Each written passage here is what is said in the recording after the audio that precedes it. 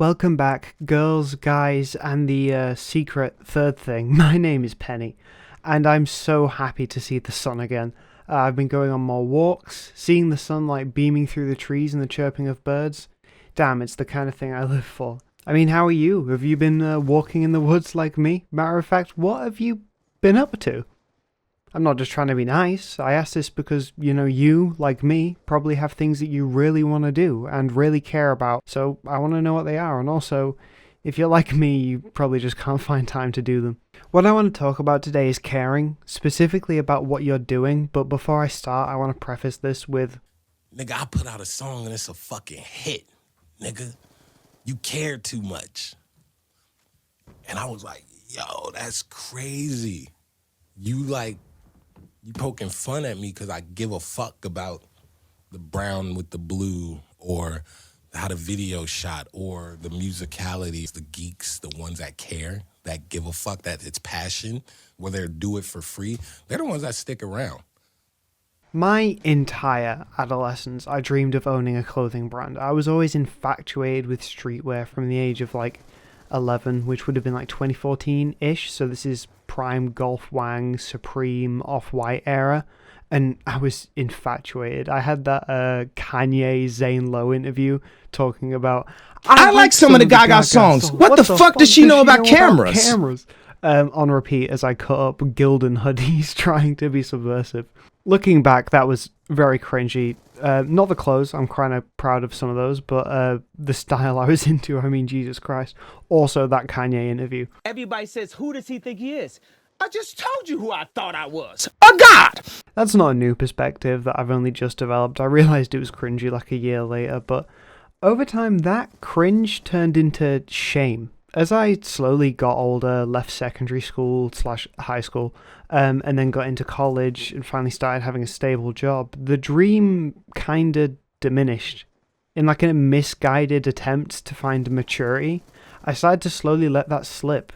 You know, the stereotypical, we all have to grow up at some point, that you usually hear from adults that low-key hate their life, but are too comfortable to actually change anything about it. Over time, everything I cared about kind of got put to the side. My interest became surface level, and most of my time was spent working. Whether that was at the gym, or actually at work, and then any free time I just played video games. I lived a very regular life that a lot of people live, but I wasn't happy.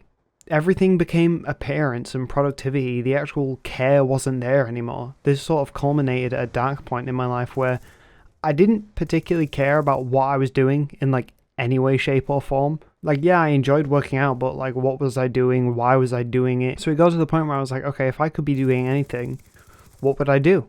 So Penny O started. Which, yeah, it was Penny O before PennySpeaks. Turns out what I care about is making content that hasn't been relevant for over a decade at this point. I mean, the weekly slap is changing that, thanks jschlatt. Because I'm trans, does this mean that this is the weekly trap? That's a joke, by the way. Us trans women aren't femboys. That's gross and really invalidating, but it's a funny joke. Anyway, back on topic. If you go back to my A Year Later video, I talk about how I initially struggled with the confidence to just put myself out there, and that was indicative of a bigger issue. I was too cool to care. I don't mean this in the fact that I was cool. I've never been cool. I was a nerd in school.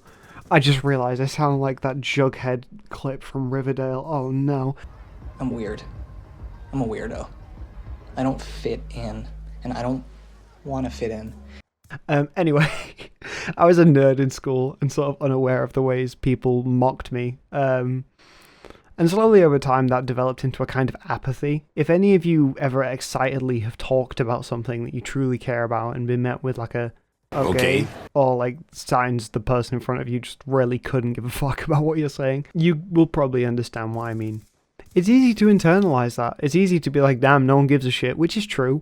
No one cares, but that's exactly why you shouldn't be like that. People aren't obligated to listen to you. I feel lucky that the 30 or so of you that do, that regularly watch this channel, take the time to do so, because, no one truly has to. And that perspective, helps me keep going, even when I make a video that I'm really happy about and then it gets a 10 out of 10. God damn it. But if you let people not listening to you or not enjoying what you're doing affect you over time, it will get to the point where you won't express anything. And I kind of got to that point. People around me would be like, oh, you don't really seem excited about like anything, because I was so disconnected from my enjoyment or care of something, to the point where I had just like generalized apathy. I obviously am trans, I've been very open about that, but I grew up as a boy, I was socialized as a boy, and I think this is an issue that a lot of boys who obviously grow into men face.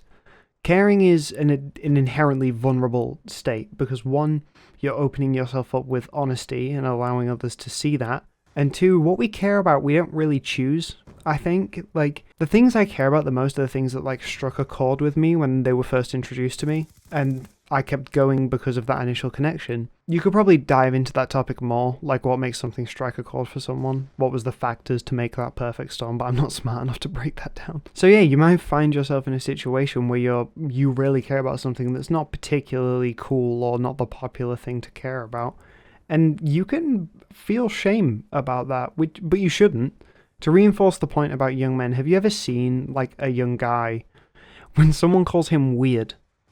I used to see reels about this kind of thing, and I've also had conversations with my guy friends about it before. Because of, like, the machismo nature young boys are told that they have to follow the footsteps of, or else, it's very rare that a man gets to be able to be, like, fully open. Oftentimes, the only time that they feel they can fully open up is with the woman in their life, like, if they even get that far. This is a trust thing, and when that feels betrayed, you will see so many men completely shut down or like flip, because it's not only the feeling of rejection but the shame of like ever allowing yourself to open up in the first place. The worst thing you can be as a young man is a weirdo. Obviously that's not true, but it feels that way. You'll be shocked at the amount of young men that truly only want to feel safe and loved. And where this can get quite insidious is that those same people who truly need that attention are the same ones that will mock others for caring. It's a horrific cycle in that kind of way. But the only way that you can break it is being honest, not only with yourself, but be honest with those around you, because they might be dealing with the same thing. Putting effort in is cool. If you have a genuine pride and care for something, you shouldn't hide that. If you are, why? If you're that kind of person, why? Look in the mirror. There is probably a reason for it. I think the world would be a better place if people were just honest about the things that they cared about, even if that thing isn't the coolest or doesn't make the most sense. My name has been Penny. Pull over if you get tired. Call me back. And bye. You know, how you gonna knock somebody in the world for actually trying to do something? Trying. Since when has it become not cool to try? Fucking loser.